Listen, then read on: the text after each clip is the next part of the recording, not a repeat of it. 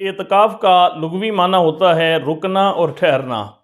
اور شریعت کے اندر اعتکاف کا مطلب یہ ہے کہ رمضان المبارک کا آخری عشرہ جو عبادت و ریاضت کی غرض سے انسان اللہ کے گھر میں بیٹھتا ہے اور وہاں بیٹھ کر عبادت و ریاضت کرتا ہے، اس کو اعتکاف کہا جاتا ہے۔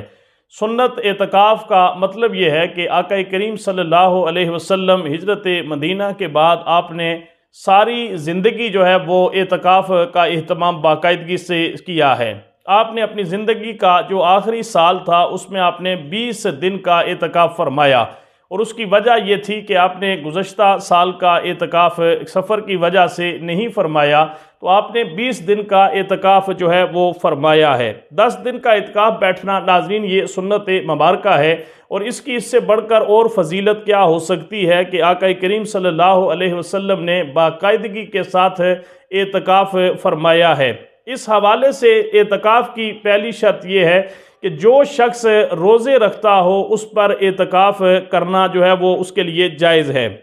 اس لیے کہ اعتکاف کے ساتھ روزہ یہ ضروری ہے۔ اگر کوئی شخص مریض ہے، معذور ہے، کسی عذر کی وجہ سے روزہ نہیں رکھ سکتا، تو ایسا شخص جو ہے وہ اعتکاف نہیں بیٹھ سکتا۔ اگر کوئی عورت ایام مخصوصہ کے اندر ہے تو وہ بھی اعتکاف یہ سنت اعتکاف نہیں بیٹھ سکتی۔ اس حوالے سے خواتین اپنے گھر کے اندر کسی جگہ پر مختص کر کے جہاں وہ نماز پڑھتی ہیں وہاں پر وہ اعتکاف بیٹھ سکتی ہیں۔ مردوں کے لیے اعتکاف مساجد کے اندر ہے، اور مساجد بھی ایسی ہوں کہ جہاں پر 5 وقت بعد جماعت